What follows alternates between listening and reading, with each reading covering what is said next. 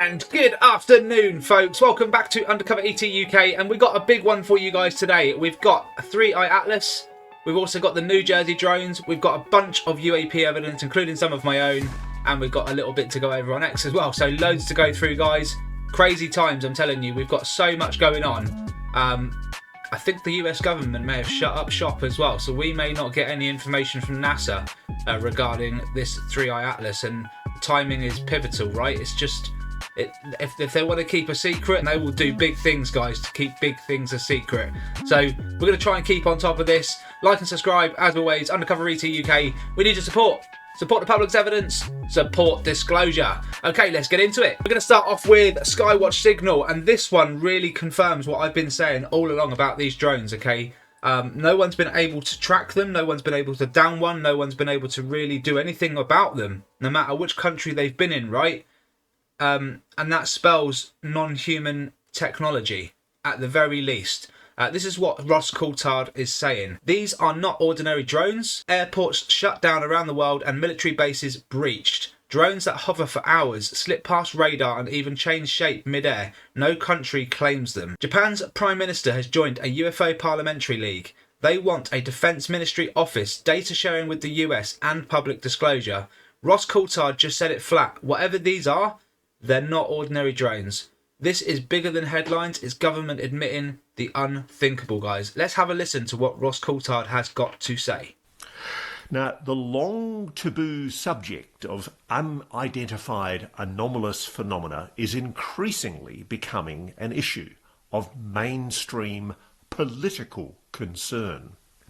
It's impossible yet to say what these objects are, but their apparent capacity to hover in position for hours far longer than off-the-shelf normal commercial or military drones suggests a highly advanced professional actor, perhaps a foreign state adversary.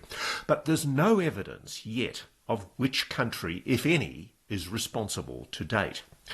These drones are also showing apparent stealth capabilities. They quite literally just appear over often highly secure facilities without showing up on radar, even though they're very large in many cases. And if they are radio-controlled, unmanned craft, they're not receiving signals on any known frequency that anyone I've spoken to has been able to detect. In the US, they've also apparently been able to change shape on occasion, making themselves appear to look like aircraft with jet or turbine noises, but they're moving impossibly slowly at extremely low altitude. They're also not hiding themselves at all, displaying flashing lights and often pulsing up, emitting a bright glow as they move, often erratically through the sky. Whatever these are, they're not ordinary drones, if they're drones at all. Now, while the United States, Britain and other Western countries, including my own here in Australia, have at times given wildly contradictory explanations for whatever these objects are, some governments are taking the possibility that these so-called drones might be some kind of unidentified anomalous phenomena very seriously indeed.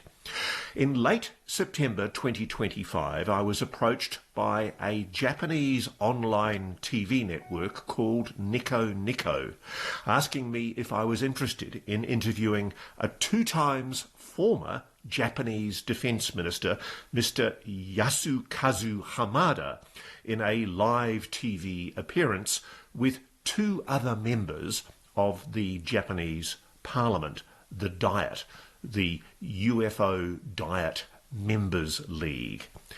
In May, this new parliamentary UFO group in Japan submitted a proposal to the current Japanese Defence Minister, General Nakatani, on UAPs.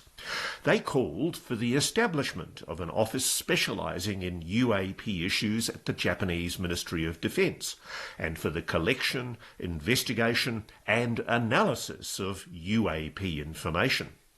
They requested information sharing with the United States, periodic reporting back to the Diet, the Parliament, and public disclosure. Its primary purpose was to demand that the Japanese government tackle UAPs head-on as a genuine, authentic security issue. It's extremely noteworthy that this UFO League isn't comprised by a bunch of fringe politicians.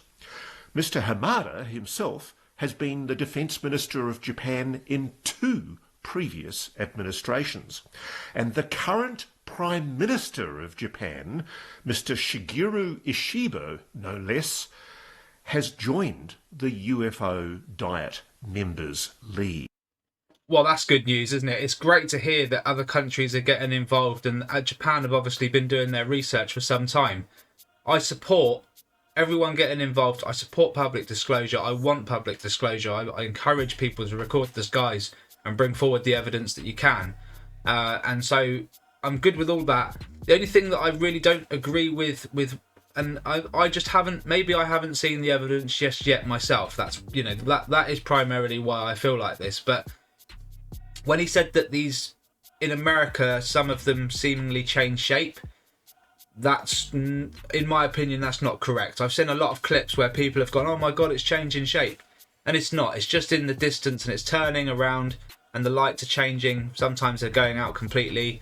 And it's just where whatever that craft is, whatever it is, it's just turning in the moment. And that's, a lot of people are putting it down to morphing and changing shape. And that's not quite what's happening in the US. I've yet to see a clip that's convinced me otherwise anyway. But they are undetectable. They are just appearing out of nowhere. They are moving very slow. Some of them are quite large as well. And at first, when I first saw the drones, I said, that's got to be some kind of military. I mean, they're massive and they're moving so slow. And then as time went on, I realised that they're not ours. They're not our military. They are definitely going to be either the military-industrial complex.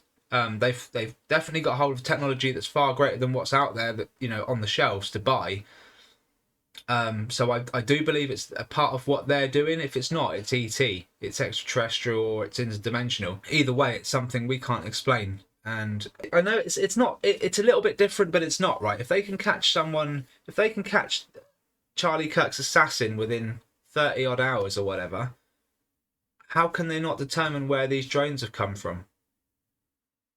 That's when it comes down to national security, they've got far more resources than just the FBI, and yet they can't work out what these things are and how to deal with them. So that's why I said last week, this is NHI tech, and all the dots are starting to point towards that. Just where has this tech come from? Has it come from the military-industrial complex, or has it come from the ETs? I guess we're going to find out sooner or later, guys. So thanks very much, Skywatch Signal. Appreciate you, mate, as always. Keep up the good work. All right, so Red Panda Koala has posted this yesterday. 3i Atlas comet estimated size growing. New data shows per Avi Loeb's interview. Let's have a listen. On us for purposes either benign or malevolent.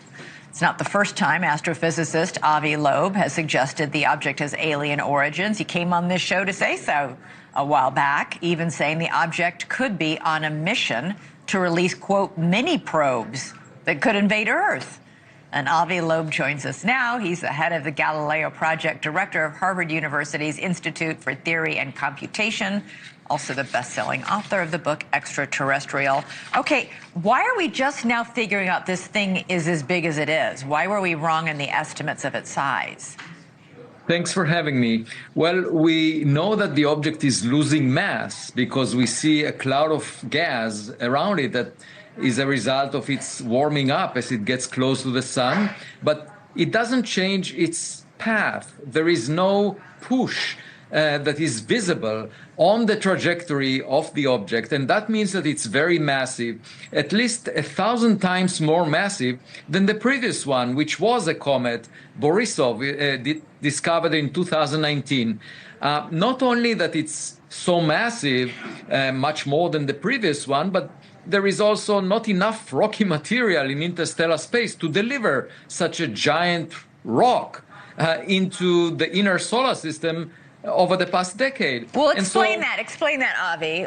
So what do you mean there's not enough rock? What do you mean? Does this mean this is even further reason for you to think this isn't a natural object?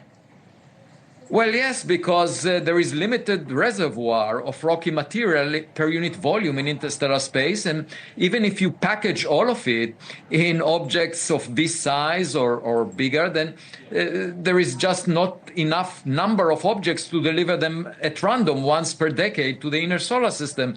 So that's another issue. And the trajectory of this object is aligned with the planets around the sun, the plane of the planets. And on the one hand, that's extremely rare, 1 in 500 chance, but on the other hand, it offers us an opportunity to observe it. And indeed, by the end of this week, it will come within 29 million kilometers from Mars. And there are several orbiters there that were deposited there by NASA, by the European Space Agency, by the Chinese Space Agency. And we will get much more information about it. In particular, we can get an image with a 30-kilometer pixel size. So we can then look at the brightest pixel and infer how big is the object. So if you think the chances are getting slimmer and slimmer that it's a man-made object, meteor, what is it? Well, there are some other anomalies. During July and August, there was some glow in front of the object towards the sun, 10 times longer than it is wide. We don't see that often in comets. Usually the glow is behind, trailing the object away from the sun. What does that tell you then? Well, we don't know. You see, that is work in progress, and we just need more data. My point is simple. Any intelligence agency knows that they need to make a contingency plan for black swan events that are rare, unlikely, but could make a huge difference. We should do the same for interstellar objects. Just be aware of the possibility that it could represent alien tech.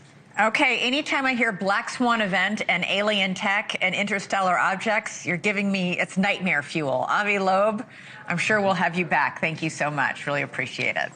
Thanks for having me. So there you have it. And like I say, Avi Loeb is still sticking with, I don't know what it is, but all the signs point to something other than a comet. Too big, too fast, funny glow. Trajectory alone is really odd. I mean, the likelihood of it going in the direction it's going in is so slim with an object that size. It just doesn't make sense, guys. It really doesn't make sense. We've got to stay on top of this, and we're going to. Appreciate Skywatch Signal and Red Panda Koala and everyone else who's keeping on top of it. Just deliver the right information. Don't put anything out there until we know for sure what's going on. And that's exactly what we're doing. Thank you very much, guys. Thanks very much, Avi Loeb. Keep up the good work, my man. Thank you. And just on that note, 3i Atlas, government shutdown could blind us to 3i Atlas. The US government just shut down. That means thousands of US staff furloughed, data pipelines stalled, and critical science delayed. And the timing couldn't be worse. 3i Atlas is flying past Mars this week. So which basically means, guys, that NASA's going to film everything. Will they release something? Who knows? I mean, I wasn't expecting to get the full truth out of NASA anyway. So what I would do and what I'm calling on now is for amateur astronomers to make sure they are looking as best as they can and just put out any data that they have. Honestly, we've got to rely on ourselves. This is why I support Japan in their disclosure goals, because they want public disclosure, and hopefully they're going to keep an eye on this thing as well. But NASA, can't trust them, unfortunately, and the US, they're in deep. They are in deep, guys. Okay, so we're going to go over this one at the end. This is one of my captures. I was filming for just over an hour 2 days ago, and I decided to have a look at it today. And check this out, guys. This is really, really something special. I'll show you the clip. We'll go over it. I'll do the enhancements and stuff. Loads to show you. Loads to show you, honestly. Okay, I'm going to go over this one quickly. Wixie posted this one, and I liked it and shared it, and then I decided to analyze it when I got some time. And unfortunately, mate, it is a car with headlights shining at the camera. And it's funny because as I was watching this, I looked at it and I went, that doesn't look right. Straight away, it doesn't look right. So you can see here the headlight of a car. It's got two. Perfect. distance-wise to be a car bonnet right here. And there's another set here, so you're getting double reflection. And as this one moves and disappears, the left one, so does one of these. Watch. See, so at the moment, I believe it's reversing back. See that? This disappears and so does this one. And this is gone as well. It's reversing back at an angle. It looks like a truck to me. It's got roof lights as well as headlights on. And as soon as I saw that, I went, that's a reversing vehicle. And then I started looking down here, and it would make sense to come from here. And there it is, guys. The cameraman makes a mistake, and he just dips down enough so that you can see the headlight of the vehicle right here. And it's pointing at the camera coming this way, which would give you a reflection up here somewhere. And that, unfortunately, mate, is a car that's slowly reversing back to try and make itself look like you've got something going on up there. Yeah, that's all it is, guys. Clever, it's clever stuff, but unfortunately, it's not what we're looking for. Not a problem, mate, not a problem at all. At least we know now what to look for regarding these kind of things. And we've seen plenty of them, you know, plenty of these things where traffic's going past in the background, someone's filming out the window of their car and the reflections capturing all the headlights behind them, and they're getting the same thing. So, yeah, just be careful, mate, is all. So here we go. This one, I'm going to start with this one. Robert Custodian File, 23rd of the 9th, 2025. I was on the phone to him yet again. I was just keeping an eye on the radar. He was at the camera. Radio detector was on. Let's have a look. I'll burn through some tape right here. Okay, we got the 223 LAPD. We've got Robert from UndercoverETuk on the phone here. We got the radar ready to go. We got gray skies. It's going to be hard to see anything. They're going to blend in with the gray skies. We'll do our best. We're getting a lot of gravitational lensing. A lot. Come on. Okay.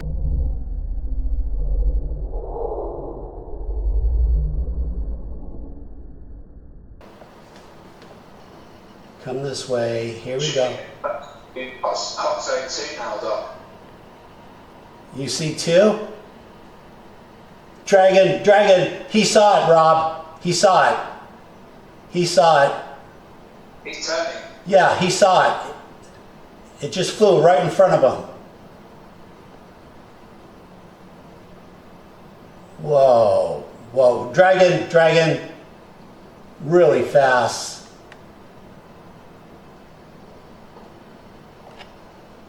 Come on, turn around. Come on. Come on.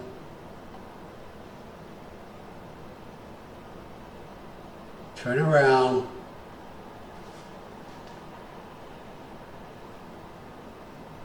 He doesn't know what to do. The pilot doesn't know what to do. Yeah. Come on, man, it's over here. Come over here. What are you doing? Come on.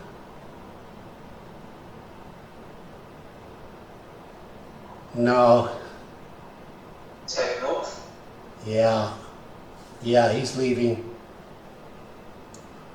I don't know what to say. I don't know.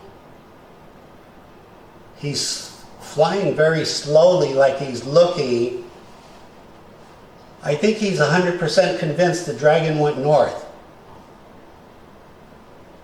All right, I'm going to pull the tape out and look at it again. All right, next up we've got Tim Atkinson, aka Beat Reachers.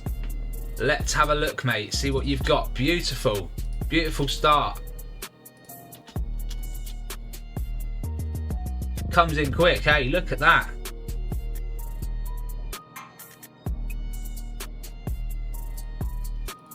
Yeah, really fast, mate.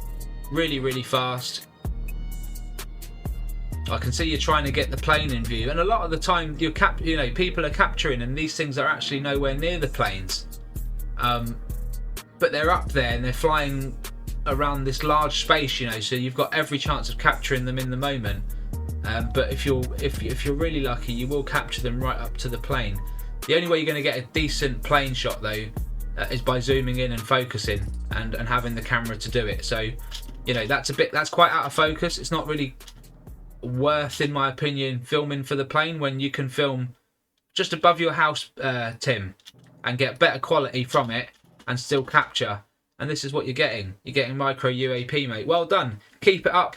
And you know what my email address is, mate, so keep sending them in. Right, next up, we've got Darren Gaines, aka Cam, from Arizona, USA. Let's go, mate. Let's see what you've got.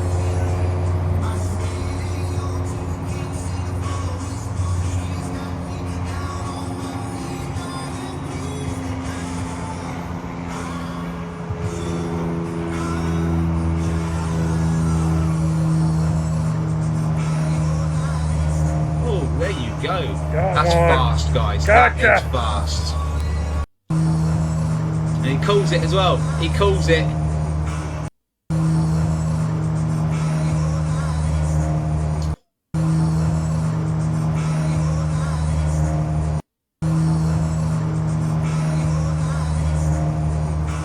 That is incredible, mate. Look at the movement on this thing. It's nowhere near the plane. Look at this. Disappears completely, comes back, mental, super quick, travelling at some crazy frequency there. Mate, that's unbelievable. Well done. And I believe there was one or two up in the sky there as well, zipping past. Hockey puck, Dragon UAP. Darren, keep it up, mate. Honestly, well done. And thank you for sending that in, mate. Appreciated. Just quickly, Jane Conquest sent me this one. And before I show you my clip with my UAP that I captured the other day, I just wanted to quickly show you this one. Jane captured what looks like a couple of crows up on the antenna there, and it looks to me like they got tagged by UAP. Let me know what you think.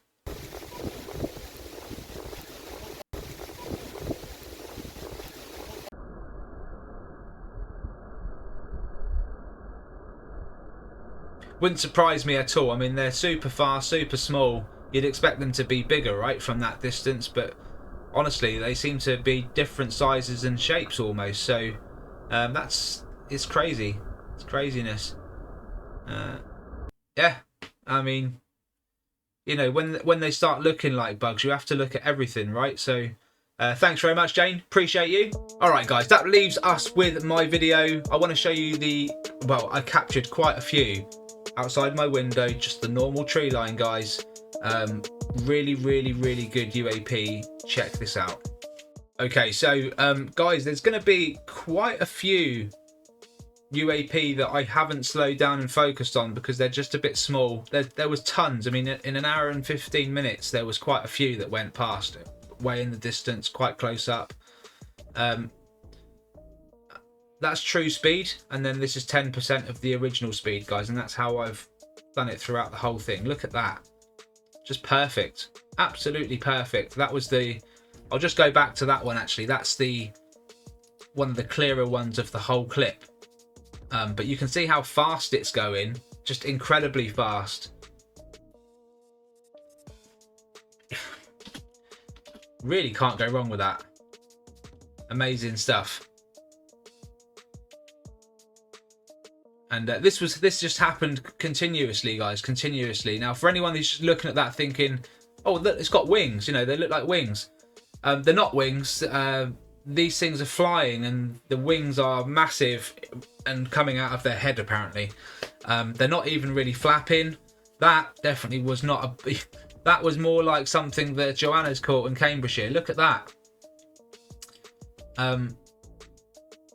Totally different to what we're used to, but Joanna's caught something very similar over her house in Cambridgeshire. So, and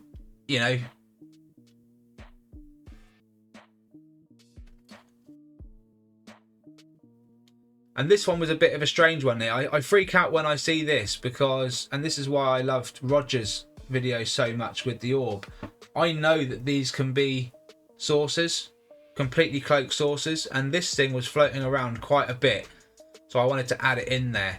There's another Dragon UAP coming through. Just super fast. Super fast. There's still some really great captures to be had here, guys. So it was a lovely day. Oh, there you go. Look at that. Look at that. Tags the bird. Comes in fast as well, that one. Straight across the middle again. That's really, really good. See that bird tag in again, guys. Look at this.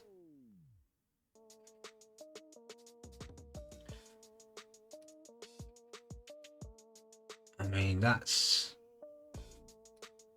They don't get much better than that.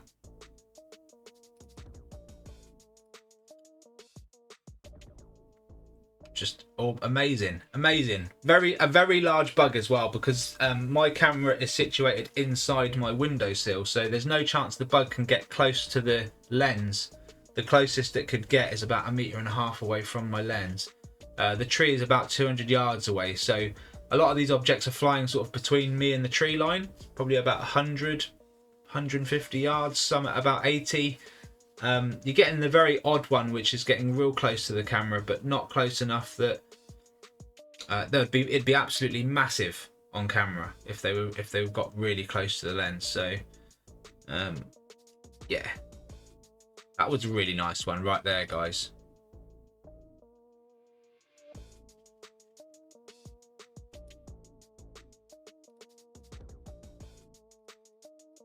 And a lot of these were there for one frame, this one included. Just one frame, look at that.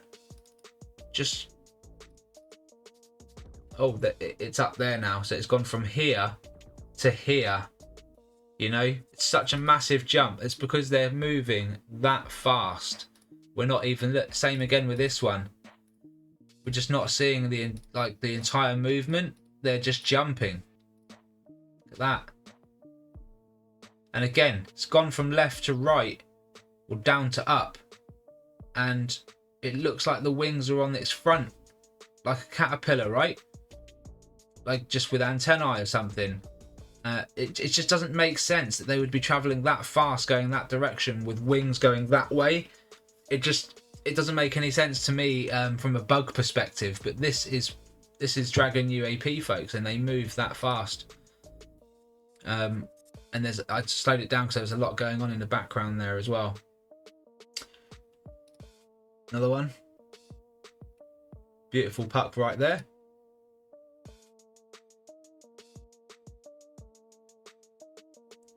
Now, I recorded for 1 hour and 15 minutes. I've only actually edited 30 minutes and cut out what I didn't want.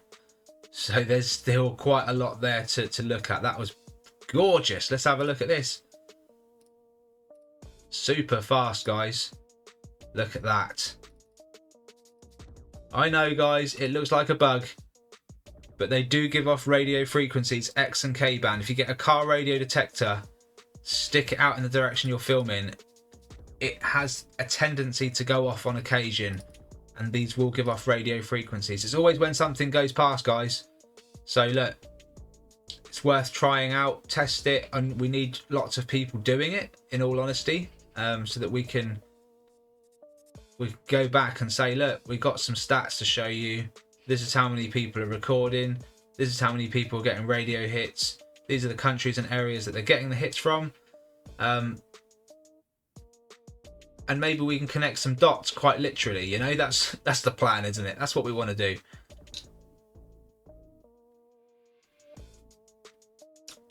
Look at that.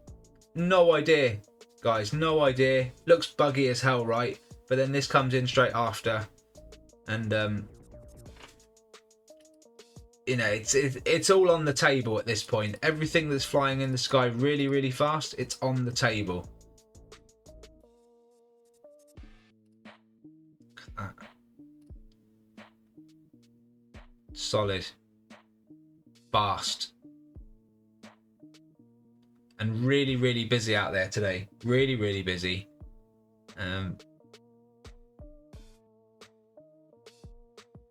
That was cool. It had a bit of a white in the center there. Did you see that, guys? Bit of a white bit coming off.